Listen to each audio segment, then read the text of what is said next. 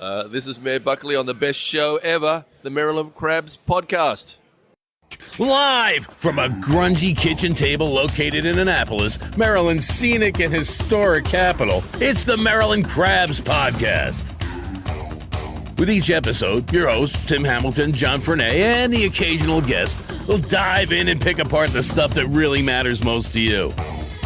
We're too lazy to actually solve any of these problems, but we can definitely stir the pot. From schools, politics, parking in the fire lane, to those horrible people who drive BMWs.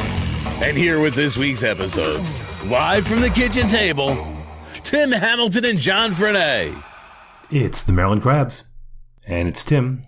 I'm sitting at my desk at 10:13 p.m. on Tuesday night waiting for the snow to come, seeing if life is going to go on beyond tomorrow or if the world's going to end. I think it's going to end. But being Maryland, what they're predicting is that we're going to have 4 inches of snow in the morning, then we're going to have ice, and then rain, and then I'm assuming a hurricane, then a heat wave, and then lava and explosions. That's my guess. So probably nothing happened. You're sitting there right now laughing at me, which you do on a regular basis anyway. But we're about to jump into an episode right now with Connie DelSignore, who is from the Visit Annapolis in Anne Arundel County. It's the visitor center, remember?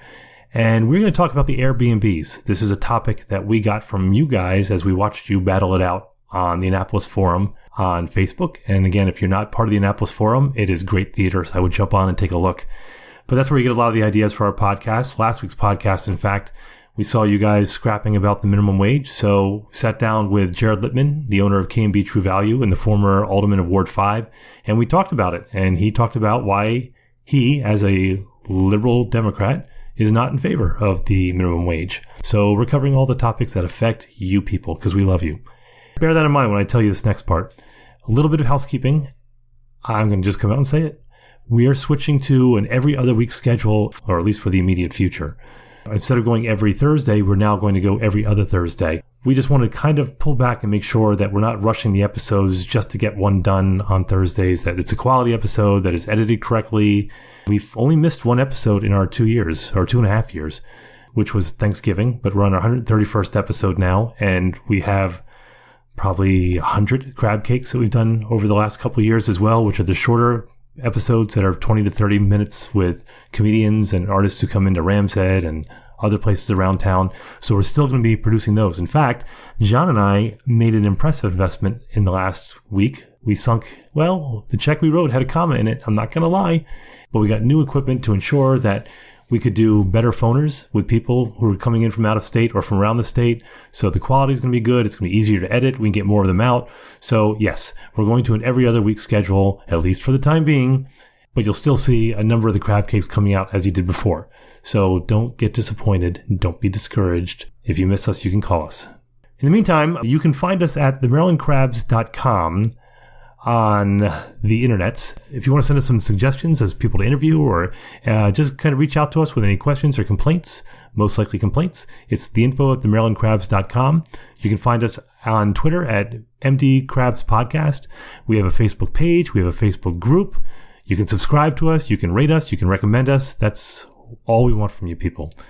So buckle in, lean back, listen to the dulcet tones of Tim and John as we sit down with Connie DelSignore from Visit Annapolis in Anne Arundel County.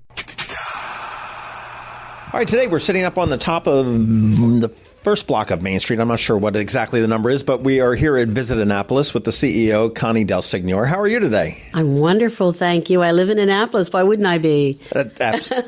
Absolutely. You stirred up a hornet's nest last week. I would say... Yeah, we're just getting into it, aren't we, huh? A little bit. Oh, hey, why not?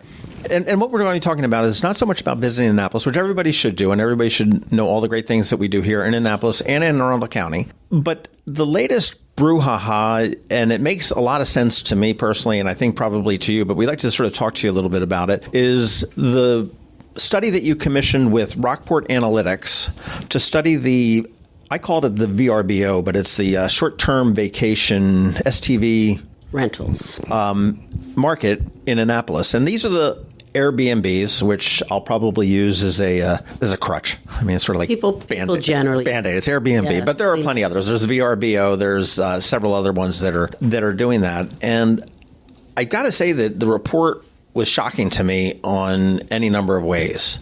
people are squawking all on social media saying, oh my gosh, the government's taxing us again and the whole 9 yards. And hopefully we can get down to the bottom of it. What prompted you to do this? Well, I've been living with short-term rental research for the last 3 years. I was at a conference, and the then vice president of AirBNB made a presentation. And it was pretty impressive because he talked about the fact that they really wanted to work with communities, and they were getting a lot of heat. They were disruptors and so on. But at the end of his talk, he said, I am available. Here is my phone number. Call me if you want to know anything. So I called. He answered the phone, and I invited him to come here and speak to us. Senator Astle at the time was working with me on the idea of short-term rental legislation for taxing and permitting purposes. And over the next 6 months, we met with some of their lobbyists and their lawyers, and they were very committed to expanding their reach, of course. And in fact, at one meeting, they offered that if we wanted to get started right away, they would collect the money and put it in escrow until our bill passed in the legislature, which was going to be a slam dunk. So that's how we got started. In the meantime, I was reading a lot about other cities and some of their struggles and how the idea was such a simple one, but as with most things, it got crazier and crazier. Well, it is. You said that it was the vice president of the Airbnb said that he's willing to work with the municipalities in, I'm assuming, whatever capacity, which is really Airbnb is very similar to Uber or Lyft, and they're the disruptors of an existing industry. Mm-hmm. Uber and Lyft are the bane of the taxi industry, and these are sort of the bane of the hotel industry to a degree. But they're willing to work. Uber wasn't initially. I mean, they were like, no, we're a tech company. We're not going to be talking about that. And Airbnb really saw that as a negative.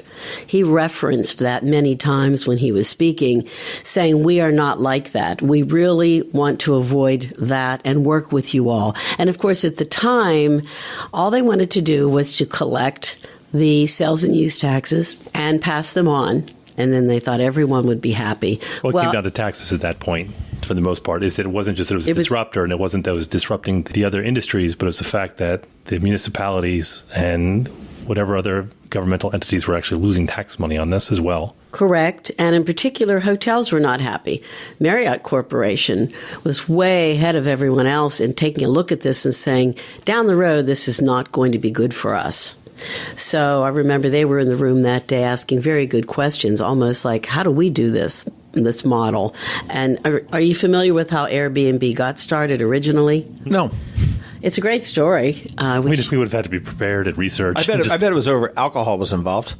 I don't know. They don't say that. However, a couple of college students in San Francisco saw postings on the billboard that said there was a huge convention coming into town, and they were short of hotel rooms, if anybody had any rooms to offer up. So they said, you know what? We have an extra bedroom. Let's see if we can rent out our bedroom. We have a couple of air mattresses, and we'll feed people breakfast and see if it works. Well, it was so successful. The next convention, they called their friends and said, you really got to do this. So it was truly an air mattress and breakfast in the morning. But some of the sticking point right now is that these two young men lived in that house and they rented out a room. So our concern here, and it has been in other places that have been living with Airbnb legislation, is that investors are coming in and buying up streets and properties and not living there, not renting out a spare bedroom. So that changed the dynamics of it greatly. Well, they don't have at that point, they don't have any skin in the game, if you will. The people that are there had a loud party and they were smoking dope and, screeching their tires and stuff like that. Okay, I don't care. They're gone at the end of the month. And right. So they're not living with the neighbors. So you've got a property value situation, correct? Sure, absolutely. And it's just gotten to the point where New York City is now fining people if they don't follow their additional legislation that says this must be your primary residence. Okay, I want to take a quick step back. Why is Visit Annapolis concerned about this and the hotel tax? And I guess it's into your funding. How are you funded? And a lot of your funding comes from the hotel tax, correct? Mm-hmm. It does. Most of our funding does. About, in 2008, I guess, we started talking about the fact that I inherited a $1.2 million budget. And I know that sounds like a lot of money to people, but it was from partnerships and memberships and advertising sales and a state grant. But those folks that we competed against in the marketplace, Charleston at that time, maybe it was $6 million. Newport, Rhode Island, $5 million. Williamsburg, $18 million. And they're all the same size as us, too. They're relatively the same size, but their ability to double, triple, and quadruple the amount of advertising dollars that they had really hurt us, because those are the same cities people go to if they come to Annapolis. The problem was they didn't know Annapolis existed. I don't know how many times people congratulated me on getting a job in Indianapolis. They just didn't know. There was a commercial about the Final Four on that one. So there was a great commercial. They just didn't know. So I began this effort to increase the marketing grant that we were getting from the county and also from the state so that we could get competitive. It took 1 year of hard work to get that legislation in place. And at the time, we were the only jurisdiction in Maryland that had our hotel tax revenues legislated. So it couldn't be touched unless somebody wanted to go in and open the legislation. Baltimore City has to appeal for a grant every year. Many other communities do.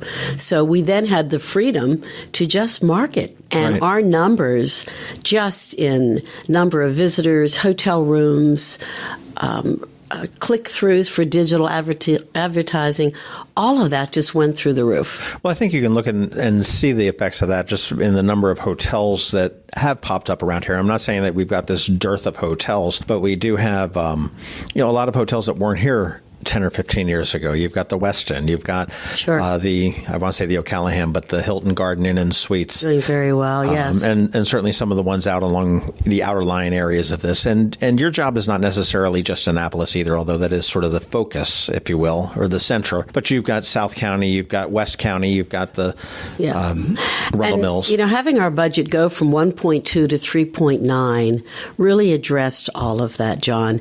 We did not have the monies to really sell the BWI Arundel Mills destination. Just as Live was being built, Arundel Mills was completed and doing very well. Medieval Times, all of that product was there. The airport starting to do really well. What this money did was allow us to have two marketing strategies. One that sells the BWI Arundel Mills area with separate target marketing, separate advertising, separate logos, and so on. And then also to do Annapolis and South County. Sure. And we have great partners in the Arundel Mills and BWI area because of that. Right. And, I'm always happy that large companies, Marriotts of the world, they can generally advertise for themselves, but we really touch those mom and pops that we just have so many of in this county and across the state and the country. Those are the folks that don't have money to market. So we've even changed our membership structure to be more of a partnership. If you don't have the money to market with us, we're still going to market you if we think you're a product that attracts visitors. That's helpful to you. Sure. And necessary to keeping people alive. So we're not telling people to go to your restaurant necessarily, but we're marketing this destination to people who are foodies, for example. And when they get here, they may go to your restaurant.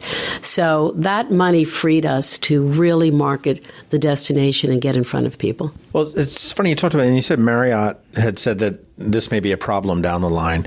And I'm looking at some of the revenues from we'll say the short-term stays, which would include hotels and Airbnbs since 2016. I mean, it sort of speaks to the success of Visit Annapolis, but in 2016, it was $50.2 million, and in 2018, it was $59.2 million. So you've got a 2-year growth, you've got 10% or $10 million roughly. And as I look at the Airbnb percentage of that, 11% in 2016 versus 23% in 2018. So that is really growing exponentially as people are finding out that, hey, I can rent out a room or rent out my entire house for a weekend, a night, or a week. And I love having that. As a destination marketer, I like to have as many options as possible for visitors. Many people only travel by home rentals. Others only go to hotels, campgrounds, and so on. So the more product I have, the better it is to get people to visit here. So I'm fine with all of that. The discussion that's come up and a little bit of the frenzy that we stirred last week really has to do with the taxes. And one of the council folks asked me a question, and I was very happy he asked because I had an opportunity to answer it. And his question was, isn't there a cost to having visitors come here? What is that cost? And in our industry, we don't look at it that way. We look at the money that comes in from visitors is brand new money that would never be here. It's not business to business. It's not moving people around. It's brand new people who come here and they leave money and they go home. And as I said at the council meeting, we are the largest generator of sales taxes from travel and tourism in the state of Maryland. So that money goes into much of that money, hotel tax money in particular, goes into the general funds. So if I receive $3 million, the city and the county is receiving anywhere in the neighborhood of $14 to $16 million a year. That money is just general fund. General fund for pays whatever they need. Teachers' salaries. The average person living in Anne Arundel County would be paying over $1,000 more annually in taxes if we did not have this tax that comes in. No, okay, so now we're talking about a 7% tax on hotels. Correct. And if successful, this would go through to the Airbnbs as well. And I sort of want to put a note out here. This is not a tax on an Airbnb owner. This is not a tax on a homeowner, correct? Absolutely correct. This is the guy that's coming in. It's not a new tax. It's a pass-through. Just like staying at a hotel, when you check out, your folio reads the cost of the room, any amenities you charge, then it says city, sales tax, lodging tax. It's the same, and it's already in the legislation. This is not a new piece of legislation that we need to have. And again, if I've got my room I'm renting out for $100 a night, and Tim's got his room renting out for $200 a night, adding 7% onto both of us is not going to make a difference. We're still as competitive as we've always have been. Absolutely. Absolutely. And it's a pass-through to the client, to the guest, who understands this, who is used to this. So it is not a new tax, the big T word that people are all afraid of. Well, I think what had happened was, and a lot of this happened on the Eastport Forum, which is a great place to watch where the debate, where people's heads are. So you had people who were making money with the Airbnbs. And I'm a big fan of Airbnb. I'm a big fan of Uber because I don't like taxis in town. I don't like taxis anywhere. And I'm not a big fan of the hotels that cost an absolute fortune, especially when I have visitors coming, as beautiful as they are. And I think that's why they're booming right now, is because they found a niche and they found the weakness in a lot of these business models. And so that's why they're absolutely booming. And people are making money doing this. So the outcry was yet another tax. You can't leave well enough alone. Why does the government have to have its hands in everything? And there's a part of me that agreed with them until you break it down and you say, because you're already paying that tax anyway when people are coming in. It's not you. It's the visitors who are paying that. And this isn't a new tax. It's something that funds general operations and especially in the town. That money goes back, much of it goes back to the city and the county. And that's what I would like to get across to local folks. We do profile studies, and we'll be doing another one at the end of this year, showing exactly how much money comes in. And if you look at the formula the city and the county have mandated, how much is spent on education, firefighter salaries, and so on, you see where that money fits in. So it's important. It's also important to know that we have hotel taxes because hoteliers started wanting hotel taxes. They went to city governments and said, look, we'll be willing to tax our guests if that money goes to marketing the destination and bringing more visitors here. So I think it's funny, people don't realize it was actually the hoteliers who started 30, 35 years ago, taxing their own guests so that money would be used to bring in more guests. And what we're saying to homeowners, many who are using this additional revenue to pay mortgages, I mean, the average rental is something like 1 or 2 weekends a month. It's not a lot, but we still feel the fairness factor is collecting that tax. That is a pass-through. and it goes into all of the funds that we've talked about for the benefit of local residents. In addition to that, we need to have some permitting requirements so that at least annually, the city or the county comes in and makes sure the place you're staying in is safe.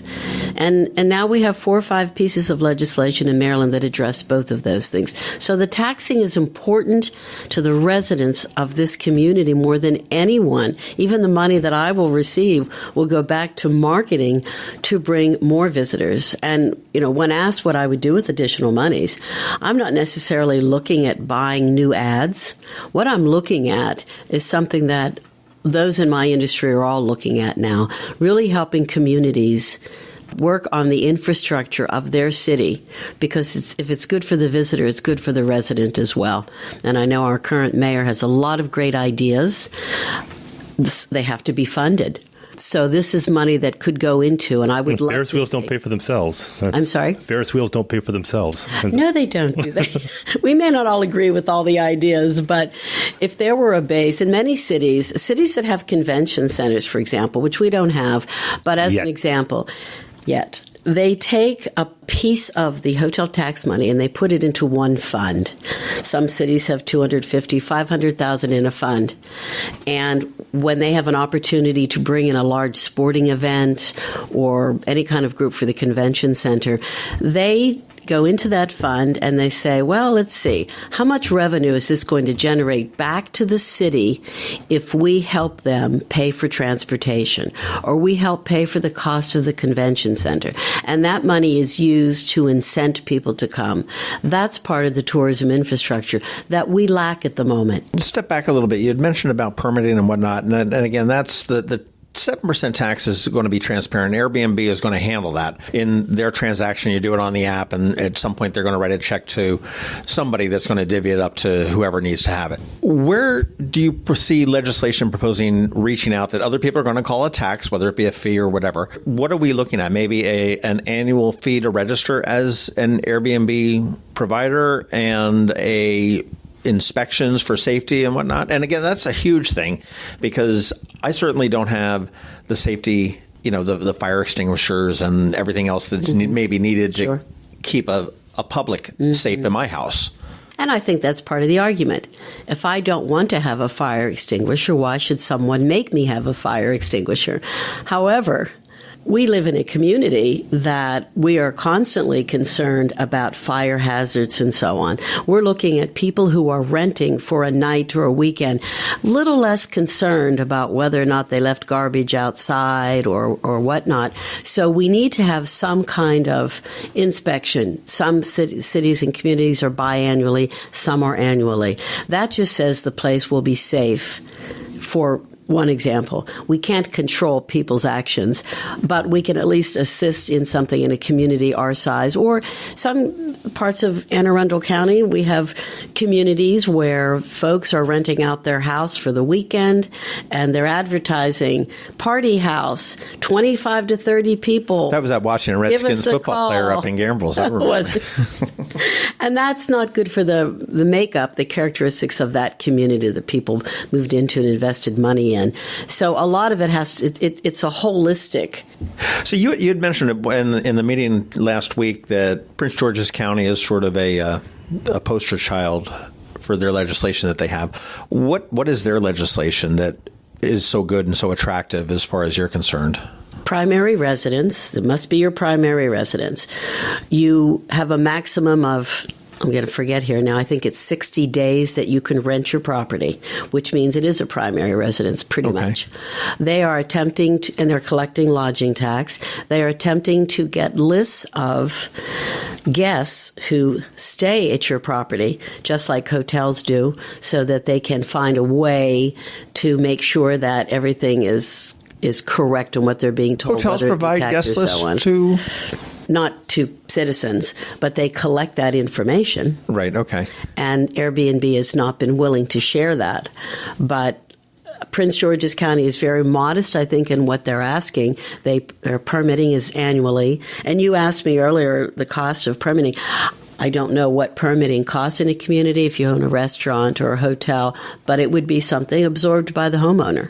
If I'm reading this correctly, I'm looking at the Rockport report, and it said that in 2018 there was $13,625,502 in market revenue. Now, market revenue, is that what Airbnb paid to, or what was collected on behalf Sure. Yes. of the 502 properties that were part of that in what is considered Annapolis, which is sort of like a loose definition of it. So, I mean, Hillsmere, Bay Ridge, your neighborhood would be considered that, Yes. even though it's not truly in the city. All things being equal, we've rented the same nights, we've got the same house, the same days and everything else. The average is $27,142 per property. Say it again? $27,142 per property. On an annual basis. Yeah, does that sound right, or is my math way off? No, that's exactly what you're seeing there was what he found out from a variety of sources to come up with those numbers. So I'm gonna start renting realistically, out my room. $13 million, which is either paid to the consumer or paid to Airbnb. I know Airbnb takes a little slice, so it may be 14, whatever. But with 502 properties, if you divide that into that, you should get what the average is per. Well, realize that there really is no average, though. Right. I mean, there are. If you go onto Airbnb and you just look up Annapolis properties, there's one home near the Naval Academy, for example, where they took their basement and they made an apartment out of it, and they rented for $290 a night. It's beautiful. There are other people who are renting out a bedroom for under $100 Sure. a night. So some people are making a business out of it. But again, on the average, I mean, and I looked at one thing that struck out at me is Arnold. 32 properties with $1.5 million in revenue. That works out to $48,900 a year, which is a solid income. It's not extra income. And that's not going to, and you average is you probably, like Connie says, probably a couple of them are bedrooms and a couple of them are full houses. So we're averaging it out, but the reality is that probably right. some of those properties are making probably over six figures. And I think that's part of the questioning here. It's whether not taxing people or infringing on their rights, but we all moved here for the character of Annapolis and Anne Arundel County, and we want to make sure that remains. I've told folks who live here, if you want to rent your home during commissioning week and take that money and go to the Bahamas, have at it. I think that's great. That's not what we're talking about. It's been done forever. We were the disruptors probably years ago. It's been done forever. That's okay. We are looking for investors who are coming here to make money on properties, and they're just, every day I hear a new example of that. Soon that changes the character of the community, which is why in New York, they said that doesn't happen. You cannot buy a street of homes and rent them all out. You must be a primary resident because that's who cares about the property. So you're giving examples, John, of people who are making it a business. Now, that's another question. When does it become a business? And that means if you have a business, you have other responsibilities or permitting, or I don't know that.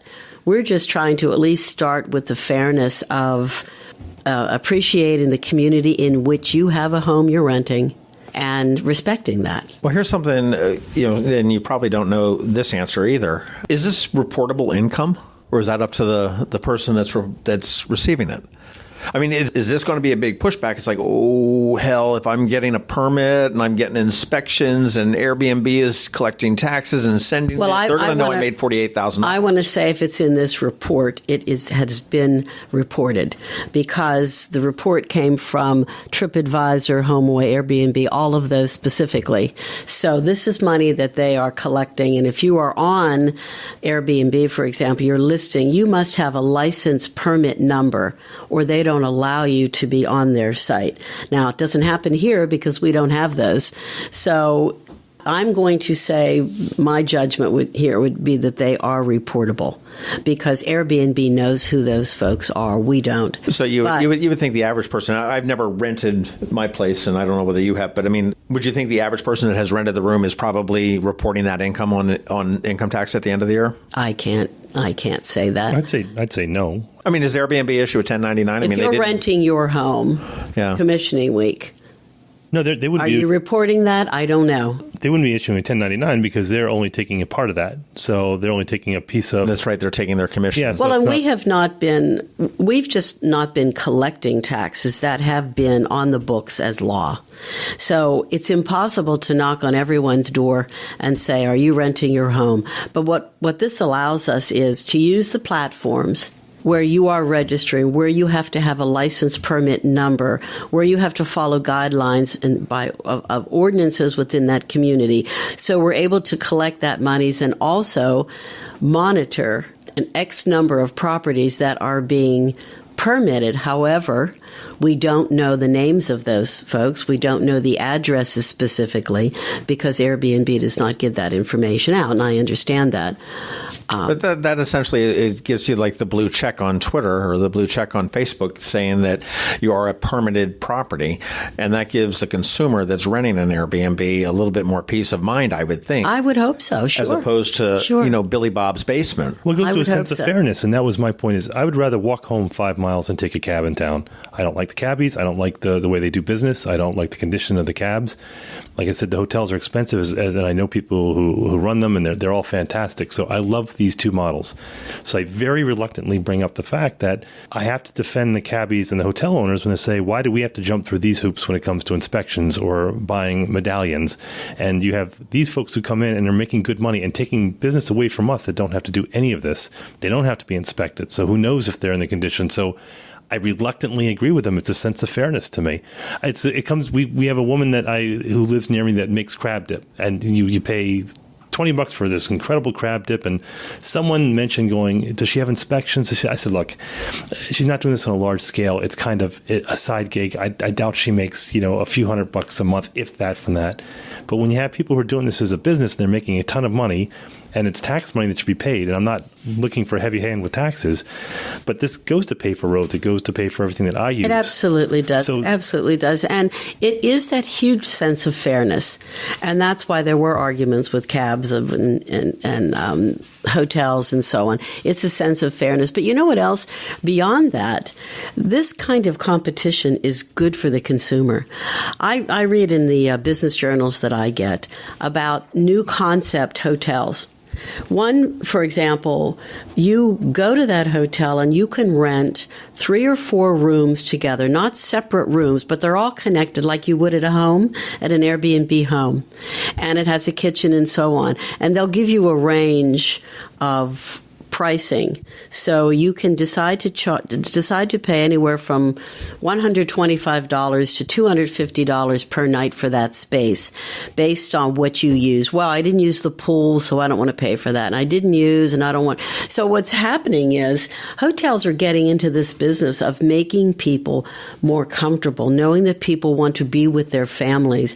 The reason so many homes are rented during commissioning week, and I talk to folks, parents all the time, is they're bringing in 15 or 20 people. So they rent 2 houses, and they can afford to do that. And the grocery stores love it because people are cooking at home. And so my point here is that all of this is good. All of it is good. It attracts more people, brings in more revenue. If you're renting out your house once a month or a week a month, that gives you more money to spend within the community or anywhere. So it's all good. It's just that, along with the goodness, we need to make sure that people are protected, are safe, taxes are collected, so that goes back into the funds for the citizens here. It's not is this a good idea or a bad idea? It's an idea. It's out there. Let's make sure we're all benefiting from the outcome. Absolutely. Well, I'll tell you what, let's take a quick break. And when we get back, I want to talk about all these unscrupulous guys that are owning lots of properties and pretty much what the city and the state might be missing out. Why are you looking at me? Very few things in life are so precious and so irreplaceable that we all must do our part to protect them. The Chesapeake Bay is one of those things. You can do your part by contributing to the Chesapeake Bay and Endangered Species Fund. It's that little line item you'll see at the very end of your Maryland tax return. Any amount you give makes a difference, and it's tax deductible. I'm Peter Francho, Maryland Comptroller. Our bay and rivers thank you.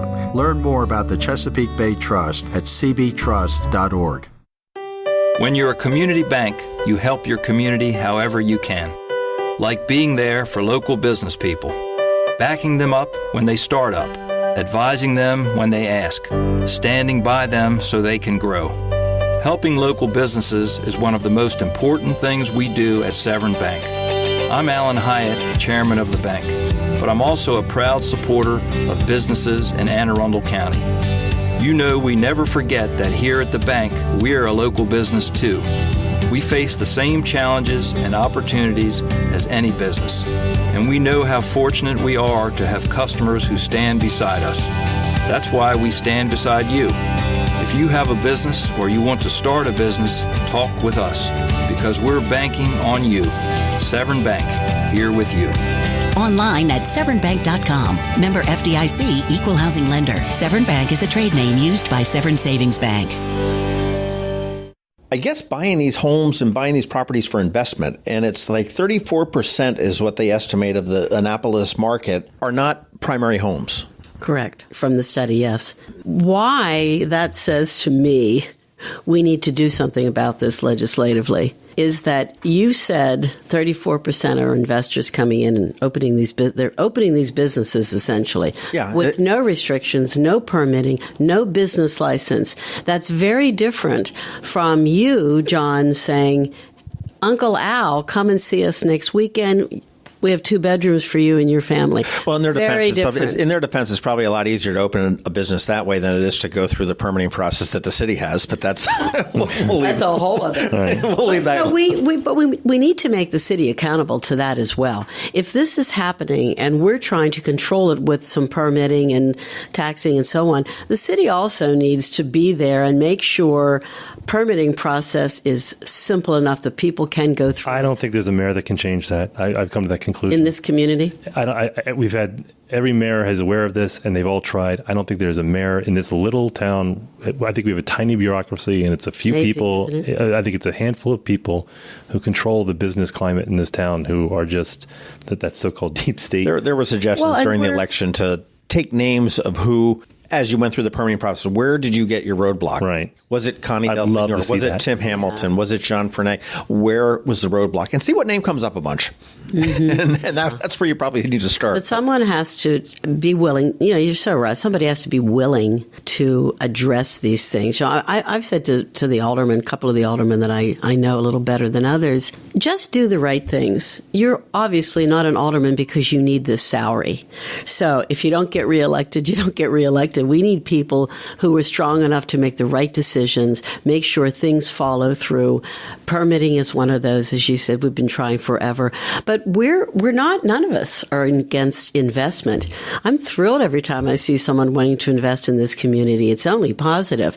But there are hoops you must jump through. And I think it's for the good of everyone that there are those restrictions that everybody doesn't just open up a shop. You can't put a food truck downtown. Why? Because there's an ordinance against it. So there's a reason for that. We don't want to change the personality of the community. Well, John's joking, but actually that's a very good point. Isn't it easier to have an Airbnb or drive an Uber than it would be to be a cabbie or have a hotel or B&B? Mm-hmm. It absolutely would be.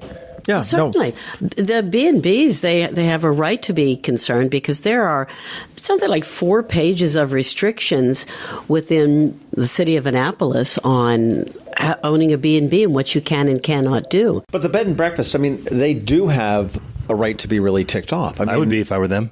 Of course they do. More so than the hotels, It just probably gets back to the fairness issue, Tim. It just has to be fair.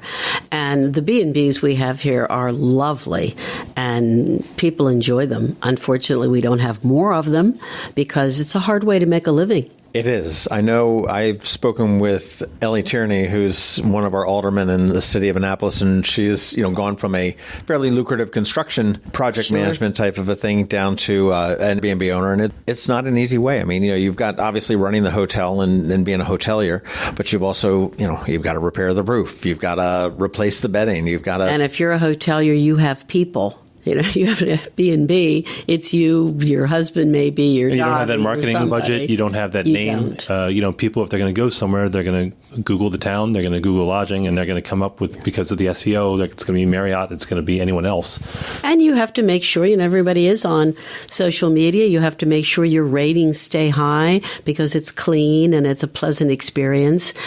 And we just want fairness. Why do you think people would go to an Airbnb? I was just thinking about this.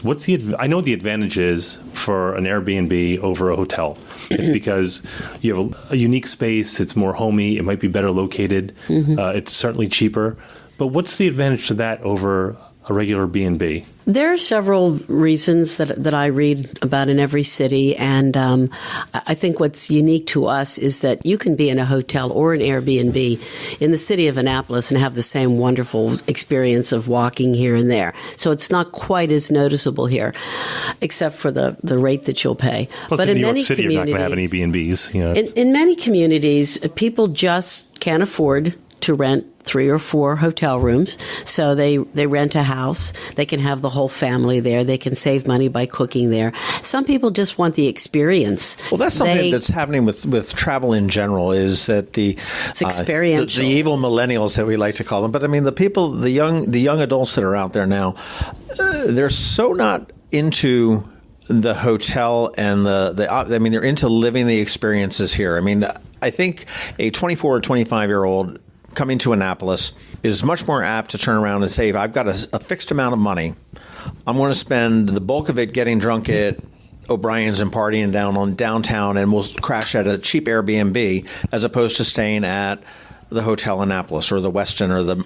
But all of my research says that everyone wants that experience, an experience, and it crosses all ages, so that folks my age are wanting. Oh, the spring chickens. They're not. Yeah, the really, really young. The really young ones. So we may not want to get drunk each night, but we want to experience the place, which is why travel has become so experiential, is the term that we use, because people want to experience what's real. We have a new website called Annapolis Discovered, and it's local people writing real stories about real people and places and things to do in Anne Arundel County. And it's amazing how many people visit that site. And it crosses all ages. It's a good site. You got great videos and you've got little reviews of places, and it's fun to. And there are as many millennials right now as there are seniors. Right? Yeah, 81 million boomers, 81 million millennials. Yeah, and they all want to experience I'm Gen Xer. I'm 20 We're all million. Healthier. You're in your 60s and you're a healthier 60 than the previous generation. So you want to do things like the millennials do. Here's something interesting. Did you know that boomers are more tech savvy than millennials? Millennials know their phones, but they don't know computers nearly as well and the internet nearly as well as the baby boomers do. So when probably because we have to study harder to figure it out. Well, because so if you're thinking about stuff like this, where you have to go and research on a website, airlines and hotels and Airbnbs, that boomers are going to be much more savvy than. Well, that's because we had to learn it. Yeah, we had to learn it. And it's presented to them. I mean, everything makes it so much easier. I heard somebody tell me, said that today's kids, and I mean, I'm not dissing on the millennials, but I mean, just society in general, we turn around, we're spending our lives looking at a piece of glass and tapping on it. And we want everything quickly. This report that we just did, I handed out printed copies, and people wanted to know if they could have it electronically. Sure. These were not 19-year-olds. These are older people. I'm looking around to see if there's a fax machine in here. Yeah, no, there isn't. But everybody wants information fast. Right. And I think that has to be why boomers are using it just as much as anyone else. And which is why we still do print advertising. We're going to be doing $600,000 worth of print advertising this spring in O Magazine, Southwest, Amtrak, in addition to digital advertising. People like to get their information in different ways. We did a lot of TV the last couple of years. So trying to reach people in the way they prefer getting information. Well, and marketing a destination too is a purely visual type of a thing. Very so much so print does make a lot of sense, as well as television, as well as the digital, where you're able to get your instant gratification, book here, book an Airbnb, book a hotel, whatever it may be. Well, the nice part of this is, if you think about this, is that once you get all the taxes straightened out and you get all the permitting straightened out and everything is all equal, you've just increased the residency in Annapolis, because there are times my father's come to visit and they've been booked up. We've had to find something with it, and he's a city guy. He wants to be in the middle of it. He doesn't want to be out in the sticks. Well, you brought up a really good point. I know. There are some cities that embrace Airbnbs, like Austin, for example. Portland. Because they have a huge arts festival every year. And when they come in, they don't have enough hotel rooms. So they've really worked with Airbnb long before anyone else did. Jacksonville, when they have sporting events, they have people on boats in the water. So they really embrace it as well. So once we get past this new idea, it's, Uber was new. Everything appears to be a new idea. When these disruptors are not new, they are just changing a little bit the way we do business and the way we recreate and do everything within our lives. Once we get over that, it will settle down and we will forget these arguments. I remember the year that I was buying a car, and it was I forget what make car it was, but I said to the dealer, I said, I used to like the old model. I don't like this new model. And he said, everyone said that until they got used to this model. It's just a matter of what we get used to. Sort of like wives. I'm not going there. Nice. Very nice. What is the city losing? I mean, I'm looking at this. You've collected in 2016, there was $514,000 collected in taxes from the hotels. And that was divvied up among the state, the city, and you. And the Arts Council. Jumped up to 971, just over $1 million in $1.4 million in 2018. And projected, when you add in these Airbnb, you're looking at $2.7 million. Let me give you, that's a great question. Let me tell you exactly what the community and residents are losing by not collecting additional monies. The Arts Council of Anne Arundel County, for example, receives about $300,000 a year from the existing lodging tax. That's 3% over all the taxes legislated. So when you go to an arts show, when you go to Maryland Hall, when you go to the theater, you don't know that they've received grants from the Arts Council that helps them to put on shows, helps them to hire other people, to expand. So that money goes indirectly right back to the community. And we can thank the people that stayed in town for that. Absolutely, because it attracts people. The film festival, I think it's the 5th year for the Annapolis Film Festival, which means it's a really viable festival. If you've lasted that long, we spent a lot of energy and money in marketing them. We know exactly the market we want to invite to come to that festival. And guess what? If you live here, you get to go to that festival.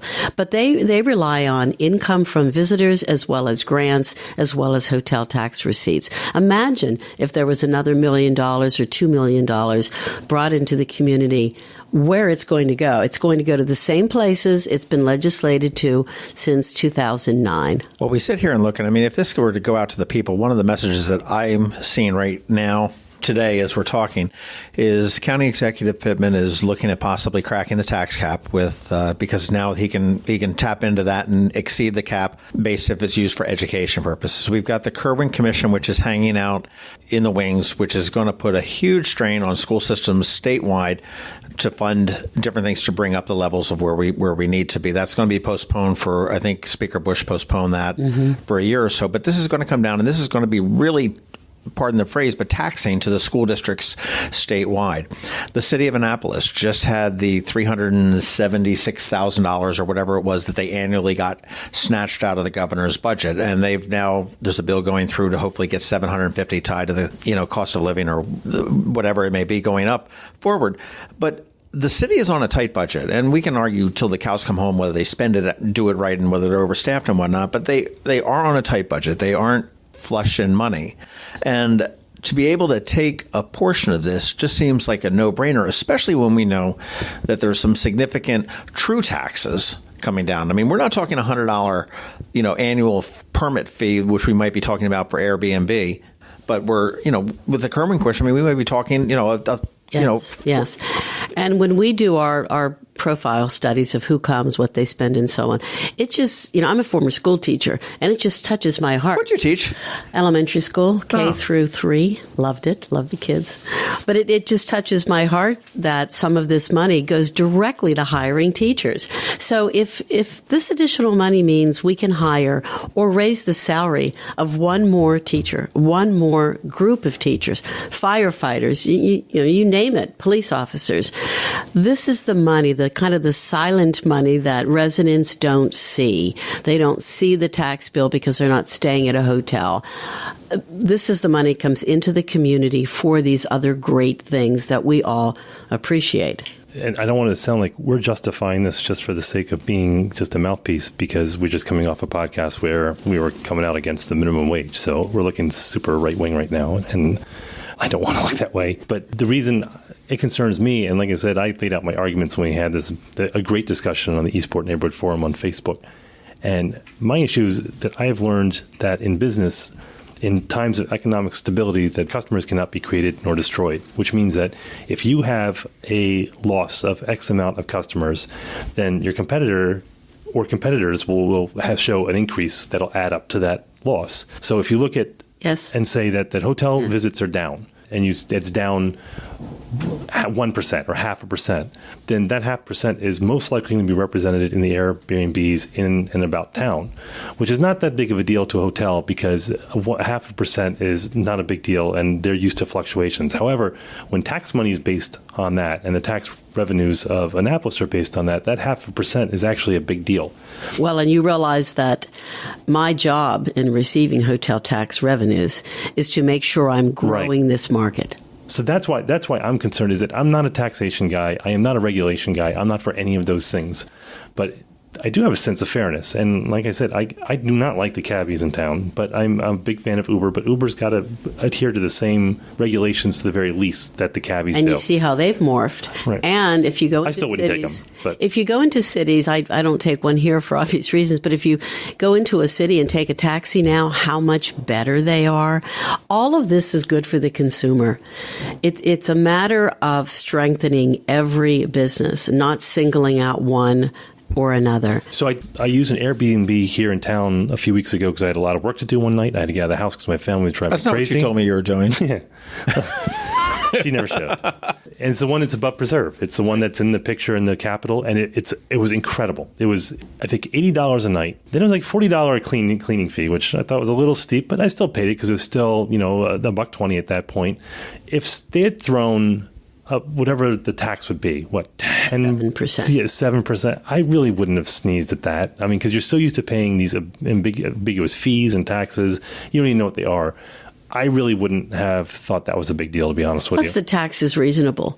Every once in a while, a public official comes up with this idea that we could have more money if we just raised the tax rate. Well, we can't be more than Baltimore City or Philadelphia, or we have to have a reasonable hotel tax rate so that people come here. Nobody don't shops on notice taxes, it. Though. Nobody shops for if they don't notice it. If you go into New York and you're paying X amount of dollars, I'm going to use them, or Philadelphia, or any large city, Seattle, and you look at the taxes on top of a $500 room, it really starts to hurt. So I don't know if anyone... Don't forget about the resort fee. We have room... Yeah, that's my pet peeve, that now it's resort fee, even if you're in the middle of a city that doesn't have a resort. They've just called it these names. My pet peeve is the automatic bill as soon as you touch something in the minibar. Yes. One time I went and bought a six-pack. I drank a can, and I bought a six-pack and replaced it. You thought you were so And I clever. got dinged. I'm like, wait a minute. You thought you were because you used to be able to do that. Well, but that also shows a pushback, too. And that's actually, we're joking about it, but that's something that bugs me, is that there's no transparency in hotels or airlines, and I know that there was a big push to make it transparent, and lobbyists got to legislatures and Congress, and it's they pushed back. And it infuriates me when I pay for something and then you have all these fees on top of that. So, and I feel that way with hotels generally. And again, I'm not picking on the local ones because I like them, but always negotiate. Always go in and tell them you don't want to pay the resort fee. But that's why I would go to an Airbnb as it is right now, because screw you with your fees and your resort fees and all these things. I shouldn't have to negotiate. You advertise this price. Why am I paying all this extra money? So if I go to a Airbnb, I'm paying it up front, and that's what I appreciate. Well, and so the industries do these to themselves. They do, but as a single woman who travels, I always stay at a hotel. I have right or wrong, and I know things happen in hotels as well, but I have this sense that there's someone at the desk and there's security 24 hours. And I can go on the second floor, whatever it may be. Exactly. Right. If I need to call for medical help, somebody will answer the phone. I just have this sense of security, and I have a lot of women friends who don't feel that way, but it's a preference, and that's why I'm saying I love having an opportunity to offer people any arrangement they want if we have them. And the properties we have in the community are beautiful. Hotels, Airbnbs, bed and breakfast. The quality is good, and that's what I'm concerned about. But it's an option for people. I'll tell you, as we wrap up, where is this going from here? Where do we stand as far as this is? I know at the meeting they said it was not a state issue because there's so many different jurisdictions that would be involved that the state couldn't legislate it. It has to be on a local thing. And obviously with the Visit Annapolis and Anne Arundel County, you are concerned with Anne Arundel County and the city of Annapolis. Where does this stand and where do we go from here?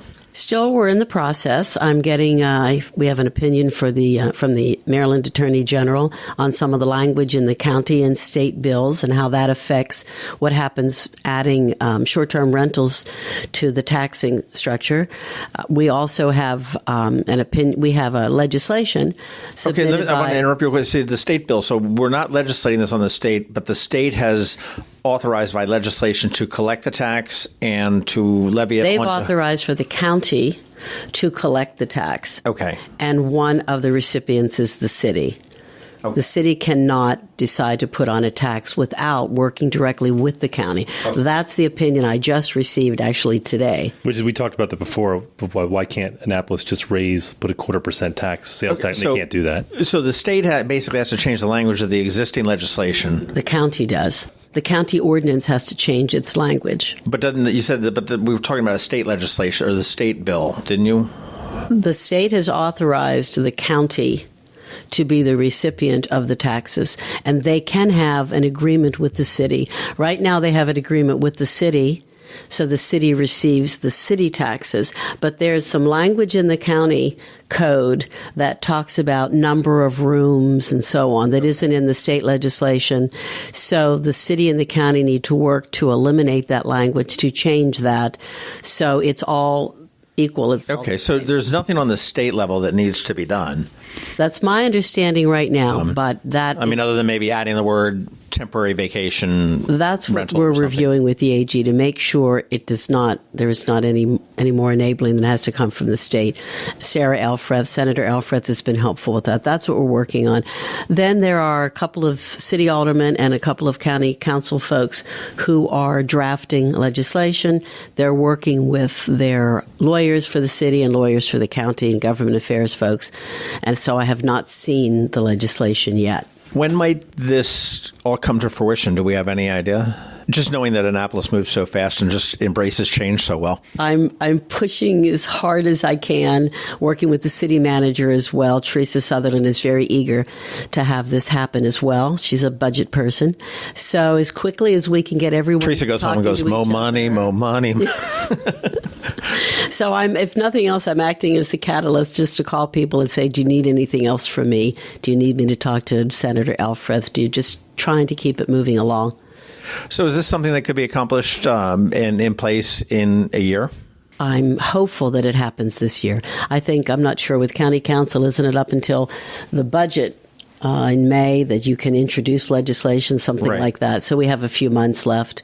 If we don't need the state to do anything, then that's great because they're going to have, 3,300 bills this year or something. Right. At this point, they've only got 40. So we could move it more quickly. I think actually the Capital Gazette, you folks have just been really helpful in keeping that, even though some people aren't excited about this legislation, just keeping the dialogue going. And that's what we want. We want those people to call their aldermen and council folks and say, this is a great idea. Let's keep moving on it. So I think they need to hear that. So as I say it, okay, the pros are the city, the county, I want to say the CVB, but I know you'll give me a dirty look. So Visit Annapolis and Anne Arundel. There it is. No. Well, it's a conference in Visit.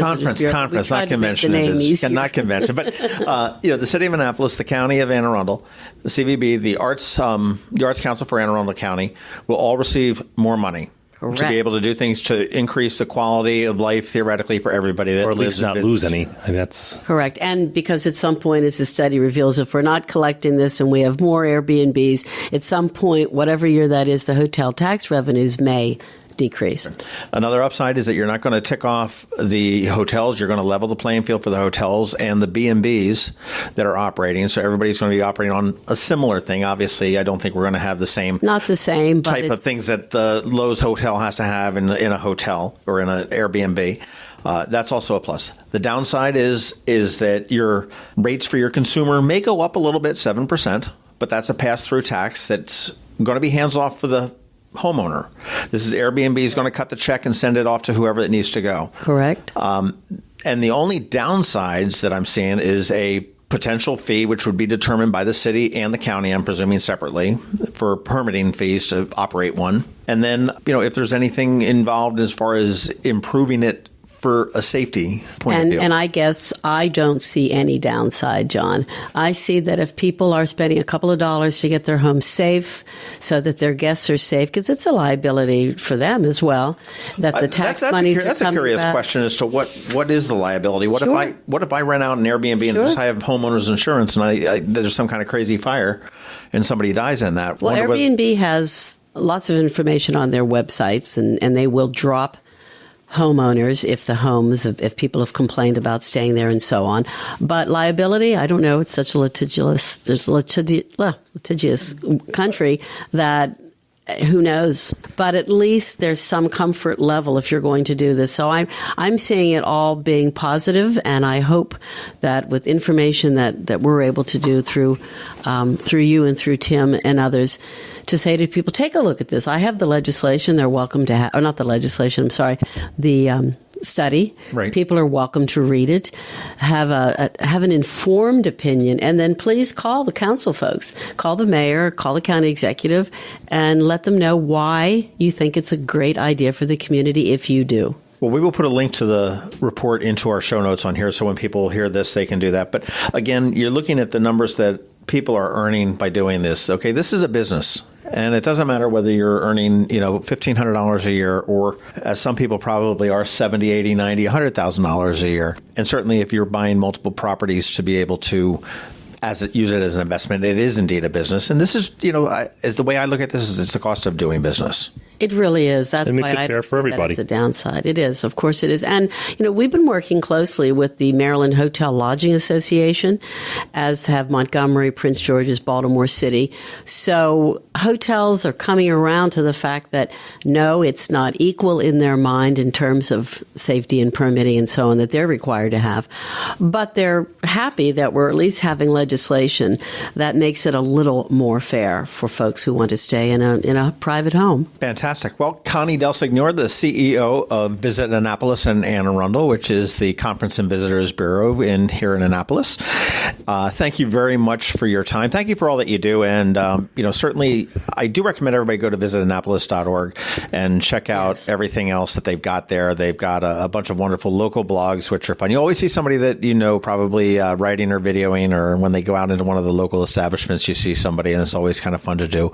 And sniff around there and find out all the different things that Anne Arundel County has. I always am a fan of being a tourist in your hometown. I like to take Debbie Gosselin's boats every now and then and listen to what their people are talking about, and you learn a little bit of history, or whether you're walking onto the Naval Academy, or even out in West County watching out Brack and Arundel Mills. And there's a lot going on, and we're not selling ourselves as a quick weekend getaway anymore. We're selling the idea that you could spend 4 or 5 days in Annapolis, headquarter here, and then go to Baltimore for a day, go to D.C., see the monuments, but stay here because it's beautiful and we have great properties. So I was talking to my girlfriend last night about how lucky we are that with BWI, 20 minutes from Annapolis. Oh my, we are so lucky. And it's one of the cheapest airports in the nation to fly in and out of. So it's with Southwest, they've just been a great partner for the county. Sure.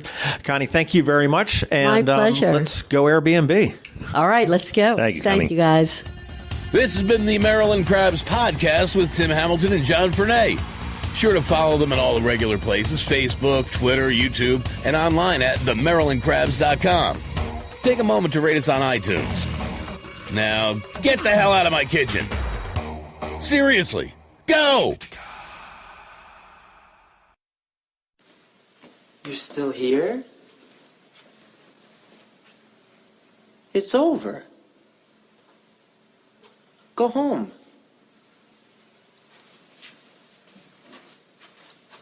Go.